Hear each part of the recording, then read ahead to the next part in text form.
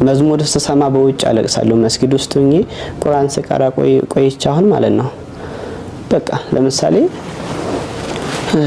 اللهم صل على نبينا محمد صلى الله عليه وسلم እያልኩ አሁን አንድ ቁርአን አንድ አያ እየቀረው ሰላሙ አለይኩም ወራህመቱላሂ ወበረካቱ ይሄን ቪዲዮ ሙስሊም የሆናችሁ ሁላችሁም ይሄን ቪዲዮ ሼር ኮፒ ሊንክ ያደረጋችሁ ለሁሉም አድርሱልኝ እቺ እውነትን መስጊድ ውስጥ ቁጭ ብለ መዝሙር ሲሰማ እያለቀስክ ነበር ሌላ የለም ወይ ውሸት ለምንድነው እንደዚህ የምትዋሹት እናንተ በእስልምና ለመቀለድ ብላችሁ ግን በራሳችሁ እምነት ላይ እየቀለዳችሁ ነው ሰላቱ ሰላሙ አላ ረሱላህ ሰለላሁ ዐለይሂ ወሰለም ከመቼ ወዲህ ነው ቁርአን የሆነው የቁርአን አንቀጽ የሆነው ከመቼ ወዲህ ነው በነብያችን ላይ ሰላዋት ማውረድ ነው እንጂ ቁርአን አይደለም አንድ ቀንም ማለት ነው መስጊድ ውስጥ መግባት አይደለም ከቤተ ክርስቲያን ራሱ ወጣጣቀም ትታወቃላችሁ እኮ መዋሸቱ አስፈልግም እንደዚሁ እናቃችኋለን እንደዚሁ